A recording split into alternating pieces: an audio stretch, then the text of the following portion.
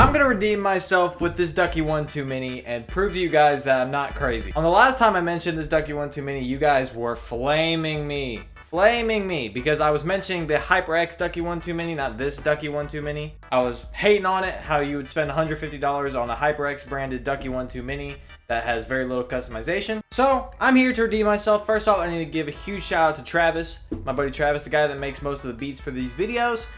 He hasn't used this in a while, so I was like, I'll use it. I have it for a video. I'm gonna borrow it for him, so I need to give a huge shout out to him. Go check out his music. It's in these videos. It's on SoundCloud. Check him out. But anyway, let's open this guy up and let's see what we got. This version, according to the logo right here, it has cherry RGB reds. I don't know how I feel about that yet. But he even made it in a nice, good old packaging. He left it as is with the little plastic cover. He said it's gonna be a little dirty, so we're gonna do it a nice little clean. But this is it. This is the Ducky One 2 Mini. Now, a lot of people were like, I found the Ducky One 2 Mini for $70. That's the Ducky One 2 Mini, not the HyperX version.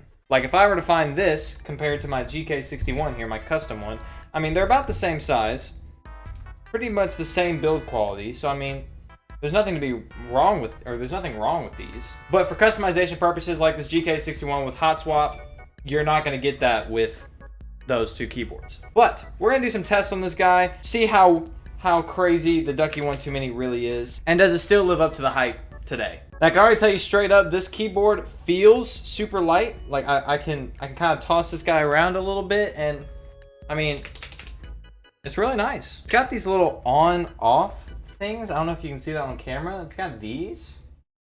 I don't know what these are, but I mean, they're on, so I mean, that's nice. So I'm gonna do some more in-depth cleaning, but for now, just to get all the dust off, we're just gonna do this. But I told him, I was like, bro, you're just letting me borrow this keyboard? It's like a $90 keyboard. He said, dude, I got another keyboard that I'm using over this one. You can borrow it for as many days as you want. So I was like, well, I'm gonna have to give you some form of payment, so I'm gonna clean it up for him. I'm gonna wash his keycaps, I'm gonna give it a nice little clean, a little shine on this little metal part here, which is really nice. The stabilizers, if you can kind of listen to them, spacebar stabs are not great. Design-wise, I love this little spacebar. I love this. Let's plug it in and see what it looks like.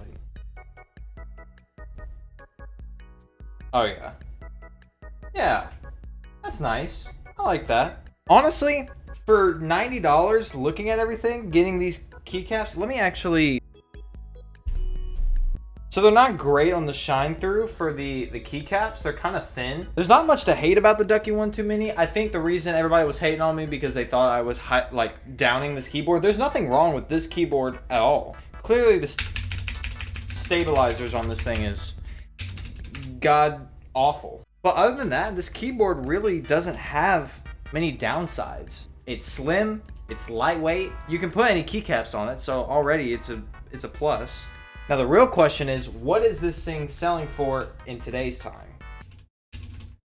Oh yeah, dude, I like the typing on this a lot. Yeah, so I'm looking now, all these HyperX Ducky One 2 Minis are selling on eBay for $150. This exact Ducky One 2 Mini is selling for $99 with free shipping. Like that's a solid price for getting what you're wanting. All of them, you go in, plug them in, and it works. That's no problem. But if you're a keyboard enthusiast, there's stuff I would do, like stabilizers on the spacebar are god awful. The typing experience, god tier. I love Cherry MX Reds. They're very simple. They're not too, you're not too clicky, not too tactile. They're pretty nice.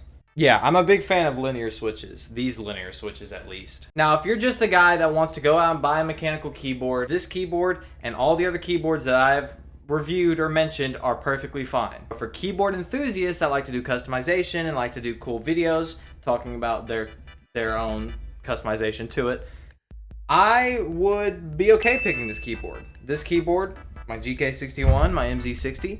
But if you're not worried about how the stabilizers on the spacebar sound or how the keyboard looks, then these keyboards are all fine. I'm actually this keyboard, I'm actually a big fan of. What are the color changes? How do you do the color changes on this? I don't remember. So it's FN Alt T for color customization. Okay. Okay, I got some cool ones. Okay, a nice breathing colored one.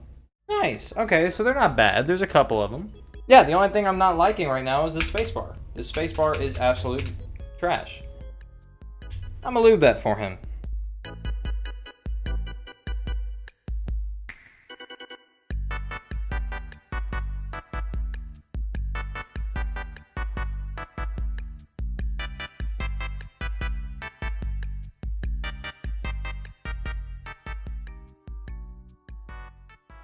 Alright, it's not great lubing, but it's enough for a little bit of, like, the rattle is nothing compared to like other ones I've seen, but I was considering desoldering these switches, but I was like, that's so much extra work, I'm not gonna do that. That little bit of lube in between the stem and the actual housing, that helps a little bit when it comes to that rattle, but that sound there you're not gonna get away from.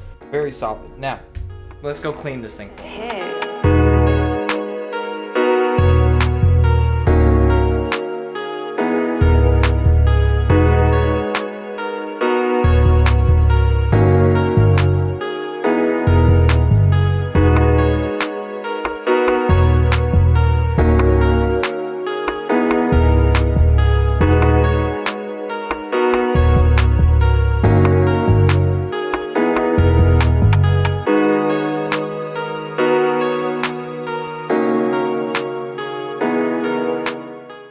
But yeah, that's basically it. Thank you guys so much for watching. We finished cleaning.